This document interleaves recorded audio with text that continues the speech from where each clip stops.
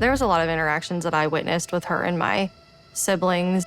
She used to call my older sister Cinderella and would tell her that she was only good for cleaning and she wasn't good for anything else. She used to call her like ding dong and stupid, very like generic, mean, just nasty names, and would laugh and think it was funny when it was visibly hurting her. I remember her always saying very belittling things about her to kind of almost create this wedge that she wanted between the two of us.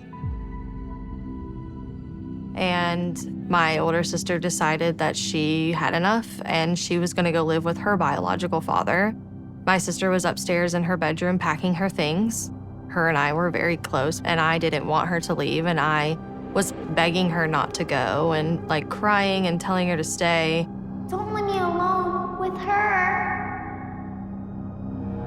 That really set Teresa off.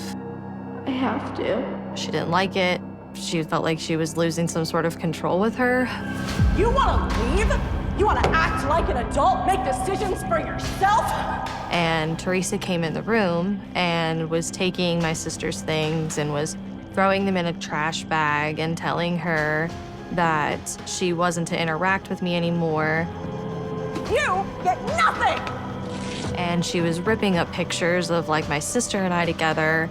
And she looked at my sister and said to her, I need you to look at Hannah and tell her that you don't love her anymore. And she wouldn't do it. And so Teresa started just screaming at the top of her lungs at her. And I remember I got very scared. I remember running to my dad, who had just gotten home about in the middle of all of this happening. And I ran straight to him as soon as I heard his voice. What's wrong?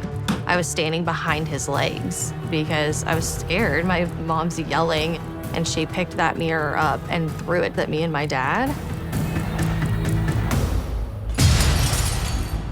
There was this loud crash, and I remember looking back and seeing it stuck in the wall. Glass everywhere, just shattered everywhere, and thinking like, oh my gosh, I can't believe she just threw that at the both of us. What the hell's the matter with you?